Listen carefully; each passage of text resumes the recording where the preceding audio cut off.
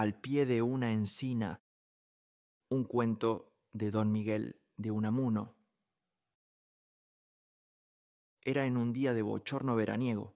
Mi hombre se salió al campo, pero con un libro, y fue a tumbarse a la sombra de un árbol, de una encina, a descabezar una siesta, alternando con la lectura.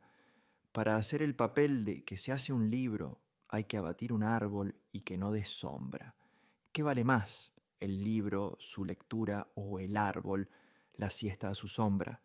Libro y árbol, problema de máximos y mínimos. Empezó mi hombre, medio distraído, a leer, en el libro de papel, no en el de la naturaleza, no en el árbol, cuando un violero, un mosquito, empezó a molestarle con su zumbido chillón junto al oído.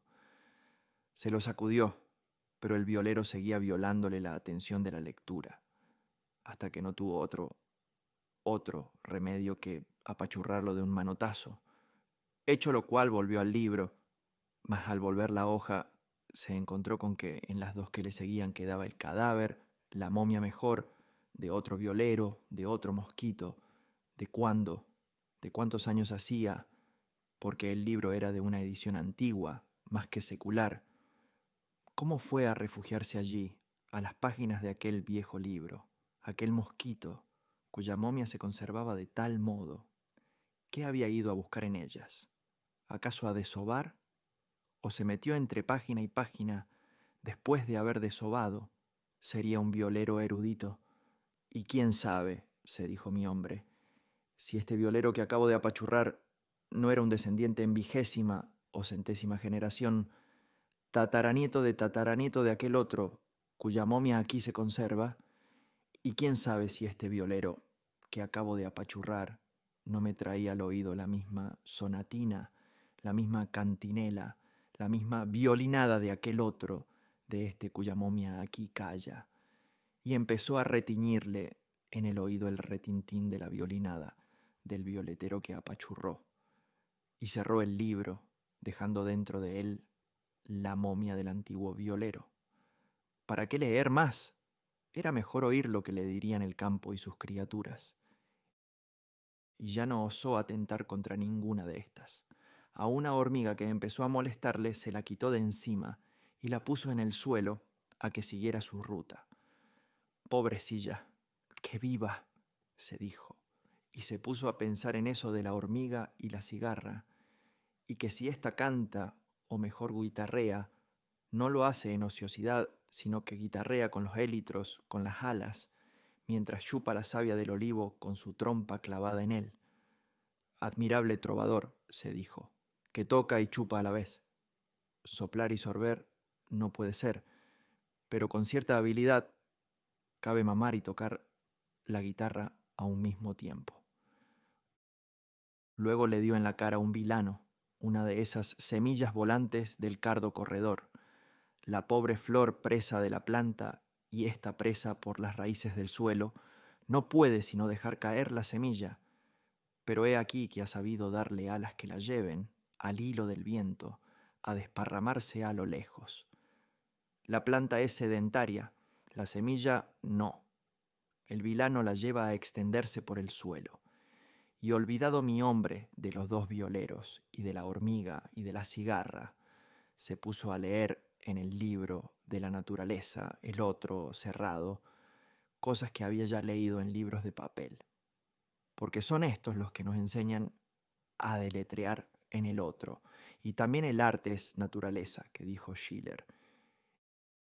Y empezaba a ganarle la modorra cuando le dio en la cara uno de esos filamentos, hilachos, volantes, a que en francés se les llama fils de la Vierge, hilos de la Virgen, poético nombre, y en tierras castellanas, babas de buey, que también es nombre poético, o sea, aunque a primera oída no lo parezca, y que son hilos de araña, como las hebras de telaraña, en que el animalito, hilándose de sus entrañas, se lanza al aire en busca de nuevo asiento.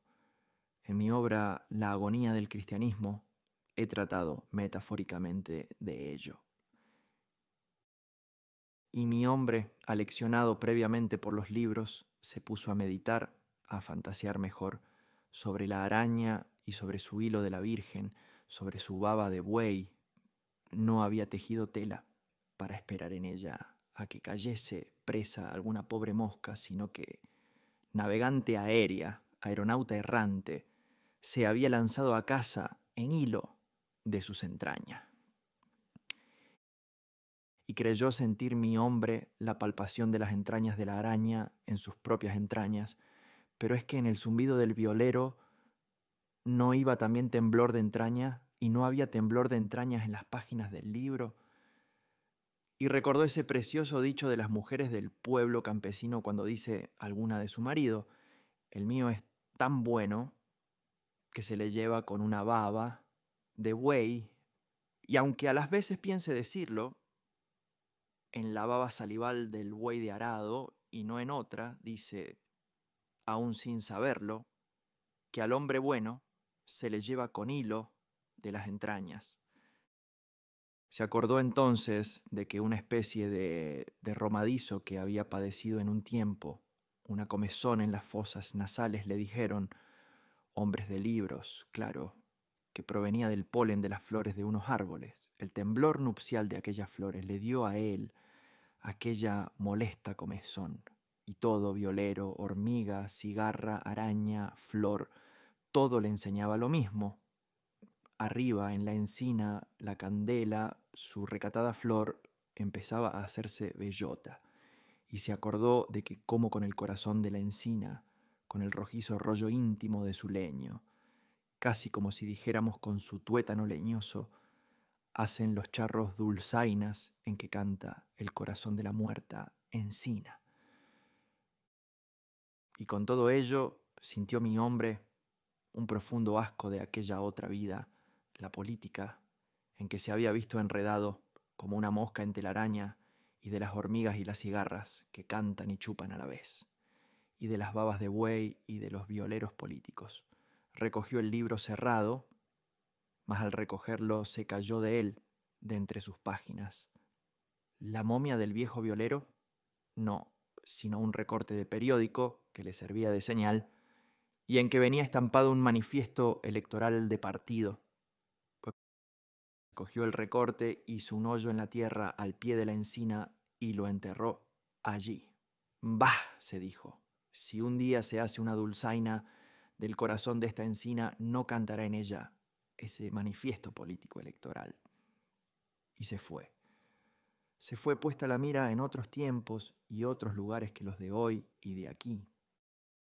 Hemos llegado al final de esta historia, querida gente audiolectora, al final de todos estos relatos, con sus hombres cansados, sus almas en lucha, sus bibliotecas rebeldes, sus maestros solitarios y sus encinas que guardan secretos del tiempo, queda algo que Unamuno siempre nos obliga a mirar de frente: la intemperie del espíritu humano. Nos recuerda, sin suavizantes ni adornos, que vivimos arrojados en un mundo donde pensar duele, donde la bondad pesa, donde el sueño puede salvar o hundir, y donde incluso un hombre sencillo puede cargar con una tragedia más grande que él mismo. Pero también nos dice que en ese combate íntimo, duro y silencioso se juega nuestra verdadera dignidad. Quien llega hasta aquí no viene buscando entretenimiento, viene buscando profundidad. Y eso, lector, ya te distingue. Significa que todavía apuestas por la palabra, por la inquietud, por la pregunta que no se deja domar. Así que te agradezco que estés acá, que escuches, que pienses, que vuelvas una y otra vez a estos textos que no regalan nada, pero lo dan todo. Seguiremos leyendo, pensando y caminando juntos por estas tierras ásperas y hermosas donde Unamuno plantó sus batallas. Hasta el próximo cuento. Donde haya una duda, ahí nos encontraremos.